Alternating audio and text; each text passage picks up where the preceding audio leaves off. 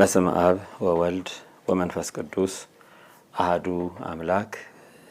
የተከበራችሁ የእግዚአብሔር ቤተሰቦች ሁላችሁም በዛሬው ዕለት የቅዱስ ሲኖዶስ ምልአተ ጉባኤ የዋለባቸውን የውይይት ሐሳቦችና አጀንዳዎች እንዲሁም ውሳኔዎች ከዚህ ቀጥሎ ባጭሩ እናቀርባለን። በዛሬው ዕለት ቅዱስ ሲኖዶስ በህብረተ መንፈስ ቅዱስና በአበው አንድነት የሚመራው የቤተ ክርስቲያናችን ቅዱስ ሲኖዶስ ምልአተ ጉባኤ የሁለተኛ ቀን ውሎው በተለመደው ሁኔታ በቅዱስ አባታችን እና በብፁዓን አባቶች ጸሎት ተጀምሯል። ቅዱሳን ሐዋርያት ማናቸውንም ጉባኤ ማናቸውንም አይነት ስራ በጸሎት በአንድነትና በምክክር ያደርጉት እንደነበረው የጉባኤ ሐዋርያት ወራሽ የሆነው ቅዱስ ሲኖዶስም በዚሁ ትውፊት ኦርቶዶክሳዊ ትውፊት መሰረት ስራውን የምልአተ ጉባኤ ተግባሩን በዚሁ መንገድ አከናውኗል። በዛሬው ዕለትም እንዲሁ ከትላንትናው በቀጠለው መንገድ በተቀረጹትና በጸደቁት አጀንዳዎች ቅደም ተከተል መሰረት ጉባኤውን አካሂዷል። በመጀመሪያ በታየው አጀንዳ በአጀንዳ ተራ ቁጥር 4 ላይ ስለ ደንቦችና መመሪያዎች የቀረቡትን አጀንዳዎች ነው። እንደሚታወቀው በቤተክርስቲያናችን ስርዓትና ሕግ መሰረት ደንቦችን የማውጣት የማጽደቅና የማስፈጸም ሙሉ መብት የቅዱስ ሲኖዶስ መብት ነው። በዚሁ መሰረትም በሊቃውንተ ቤተክርስቲያን በሕግ ባለሙያዎች በመንበረ ፓትርያርክ ጠቅላይ ቤተ ክህነት በኩል ተቀርጸው ተዘጋጅተው ለውሳኔ የቀረቡ አጀንዳዎች ላይ ምልአተ ጉባኤው ሰፊ ውይይት በማድረግ ውሳኔዎችን አስተላልፏል። የመጀመሪያው ተቀርጾ ለውሳኔ የቀረበው ደንብ የስብከተ ወንጌልና ሐዋርያዊ ተልእኮ መምሪያ ያቀረበው የአፈጻጸም መመሪያ የተመለከተ ነው። ይህም ረቂቅ መመሪያ ለቅዱስ ሲኖዶስ ከቀረበ በኋላ የቅዱስ ሲኖዶስ ምልአተ ጉባኤ የስብከተ ወንጌልና ሐዋርያዊ ተልእኮ የበላይ ሊቀ ጳጳስ ብፁዕ አቡነ ማርቆስ ያቀረቡትን ረቂቅ ከተመለከተ በኋላ ደንቡ አስፈላጊ ናቸው የሚባሉ ነገሮችን በማካተት በብፁዕነታቸው ብፁዕ አቡነ ማርቆስ የስብከተ ወንጌልና ሐዋርያዊ ተልእኮ የበላይ ኃላፊ ሊቀ ጳጳስ የበላይ ሰብሳቢነት ይሄ ደንብ በሚገባ ታይቶ የሕግ ባለሙያዎች ታይተውበት ለቀጣይ የጥቅምት ምልአተ ጉባኤ ለመጽደቅ እንዲቀርብ ቅዱስ ሲኖዶስ ወስኗል። በሁለተኛ ደረጃ የቀረበው ደንብ የምግባረ ሰናይ ጠቅላላ ሆስፒታልን መተዳደሪያ ደንብ የተመለከተ ነው። ይኸውም ደንብ እንዲሁ ከጤና ፖሊሲ እና ጤና ነክ ከሆኑ ጉዳዮች ጋር ተገናዝቦ እንዲሁ በሚገባ ያሉት ጉድለቶች ተሟልተው ለውሳኔ እንዲቀርብ ቅዱስ ሲኖዶስ ምልአተ ጉባኤ በሁለተኛ ደረጃ ወስኗል። ሶስተኛው የቀረበው የመዝገበ አእምሮ የአብነት ትምህርት ቤቶችን በመላው ዓለም ለማስተዋወቅ የቀረበው አጀንዳ ነው። ይህንንም ቅዱስ ሲኖዶስ ምልአተ ጉባኤ በጥልቀት በመመርመር እንደዚህ አይነት የቤተ ክርስቲያንን አእምሮዊ ንብረቶች የተመለከቱ ጉዳዮች በአጠቃላይ በቤተ ክርስቲያናችን መዋቅርና በቤተ ክርስቲያናችን ተቋማት ብቻ እንዲፈጸሙ ከፍተኛ አጽንኦት በመስጠት ውሳኔዎችን ያስተላለፈ ሲሆን ከነዚህም ውሳኔዎች ውስጥ ዋና ዋናዎቹን ለመጥቀስ ያህል አንደኛ እንደዚህ አይነቱ የአብነት ትምህርት ቤቶችንም የተመለከተ የቤተ ክርስቲያናችን አእምሮዊ ንብረቶች የተመለከቱ ጉዳዮች በቤተ ክርስቲያኖች ተቋማት መሰራት እንዳለባቸው ትኩረት ተሰጥቶት እንዲሰራ በመወሰን ይሄንኛውን አጀንዳ በተመለከተ የሊቃውንት ጉባኤ የትምህርትና ማሰልጠኛ መምሪያ እንዲሁም የመገናኛ ብዙሃን ስርጭት አገልግሎት ስርጭት ድርጅት በጋራ በመሆን ይህንን ስራ በራሳችን ቴሌቪዥን ወይም በራሳችን የቤተ ክርስቲያኒቱ የሳተላይትና የዲጂታል ሚዲያ እንዲሰራጩ ወይም እንዲሰሩ እንዲሆን በማለት ወስኗል። ከዚሁም ጋራ በማያያዝ የቤተ ክርስቲያናችን አእምሮዊ ሀብቶች በመዋቅር በቅዱስ ሲኖዶስ መዋቅር እንዲተገበሩ ያለ ቅዱስ ሲኖዶስ ፈቃድና ያለ ቤተ ክርስቲያን መዋቅር ማናቸውም ውጫዊ አካላት እንዲህ አይነት ተግባራትን እንዳያሰራጩ ቁጥጥርና ክትትል እንዲደረግ ለሚመለከተውም አካል ይሄው በጽሁፍ እንዲገለጽ ምልአተ ጉባኤው ወስኗል። በአራተኛ ደረጃ የቀረበው ደንብ የኢትዮጵያ አንድነት ገዳማት ህብረት መተዳደሪያ ደንብን የተመለከተ ነው። በዚህም ላይ የቅዱስ ሲኖዶስ ምልአተ ጉባኤ ሰፊ ውይይት በማድረግ ደንቡ ብፁዓን አባቶች ተካተውበት ብፁዕ አቡነ ቀለምንጦስ የሰሜን ሸዋ ሀገረ ስብከትና የቅዱስ ባስልዮስ መንፈሳዊ ኮሌጅ የበላይ ሊቀ ጳጳስ ብፁዕ አቡነ ማርቆስ የስብከተ ወንጌልና ሐዋርያዊ ተልእኮ መምሪያ የበላይ ሊቀ ጳጳስ በሚመሩት የመንበረ ፓትርያርክ ጠቅላይ ቤተ ክህነት ቀደም ሲል የተዋቀረው ይህንኑ ለማጥናት የተዋቀረው ኮሚቴና የሕግ ባለሙያዎች እንዳስፈላጊነቱ በማካተት የአንድነት ገዳማት ህብረቱ ተወካዮች በአስረጅነት ባሉበት ደንቡ በሚገባ ተዘጋጅቶ ለውሳኔ ለቅዱስ ሲኖዶስ ምልአተ ጉባኤ ውሳኔ እንዲቀርብ የቅዱስ ሲኖዶስ ምልአተ ጉባኤ ወስኗል። እነዚህን አራት ደንብን የተመለከቱ ጉዳዮች በአጀንዳ ተራ ቁጥር ከሀ እስከ ለ የቀረቡትን ቅዱስ ሲኖዶስ በዛሬው ዕለት አይቶ ውሳኔዎችን አስተላልፎባቸዋል። በቀጣይ ምልዓተ ጉባኤው ያየው አጀንዳ የዝዋይ ሐመረ ብርሃን ቅዱስ ገብርኤል ገዳም ያቀረበውን ጥያቄ የተመለከተ ነው።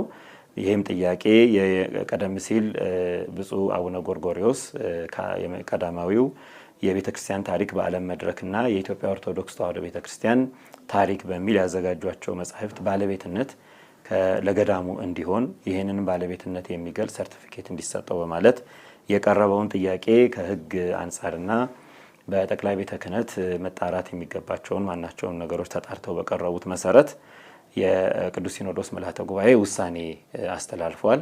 በዚህም ውሳኔ መሰረት አንደኛ እነዚህን ሁለት መጻሕፍቶች የማሳተም የማሰራጨት መብት በምስራቅ ሸዋ ሀገረ ስብከት የዝዋይ ሐመረ ብርሃን ቅዱስ ገብርኤል ገዳም እንደሆነ ያው ይሄ ውሳኔ ተሰጥቷል።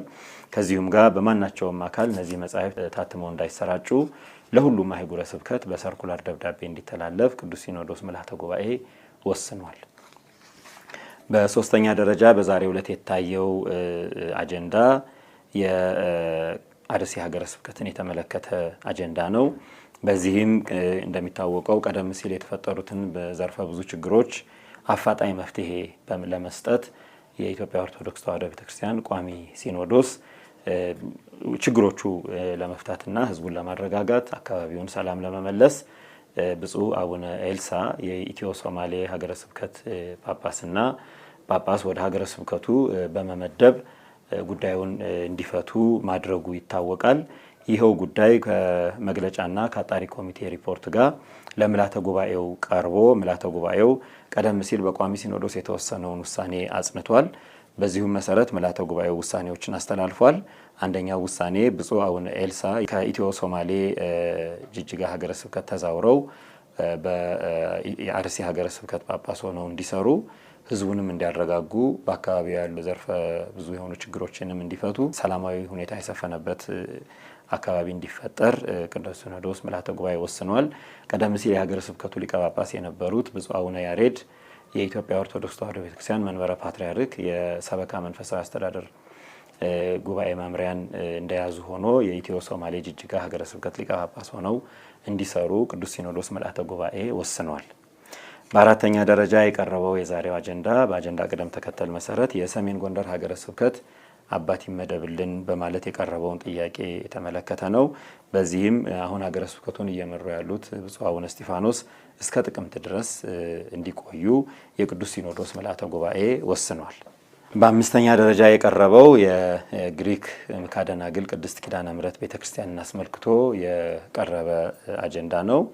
በዚህም አጀንዳ ላይ ምልዓተ ጉባኤው አንደኛ ቀደም ሲል በቅዱስ ሲኖዶስ ተመድበው ቦታው ላይ አጣርተው እንዲያቀርቡ የተሰየሙት ብፁዕ አቡነ ጴጥሮስ የኒውዮርክ ሀገረ ስብከት ሊቀ ጳጳስ እና ብፁዕ አቡነ ጢሞቴዎስ የዳውሮ ኮንታ ሀገረ ስብከት ጳጳስ ከብፁዕ አቡነ ኤልያስ የሀገረ ስብከቱ ሊቀ ጳጳስ ጋር በመሆን አጣርተው ያቀረቡት የጥናት ሪፖርት መሰረት በማድረግ ቋሚ ሲኖዶስ የወሰነውን ውሳኔ ከብፁዕ የሀገረ ስብከቱ ሊቀ ጳጳስ ብፁዕ አቡነ ኤልያስ የቀረቡትን ሰነዶች እንዲሁም በአጥቢያው የሚኖሩ ምእመናን ያቀረቧቸውን ሰነዶች በሚገባ በጥልቀት በመመርመር የምእመናንን አቤቱታ፣ የቋሚ ሲኖዶስን ውሳኔ፣ የአጣሪዎችን ሪፖርት እንዲሁም በብፁዕነታቸው የቀረቡ ሰነዶችን በማየት በብፁዕ ቅዱስ አባታችን የተሰጡ መመሪያዎችንና የታዘዙ ትእዛዞችን ሁሉንም ተራ በተራ በቅደም ተከተል በማየት ቅዱስ ሲኖዶስ ሰፊ ውይይት አድርጓል።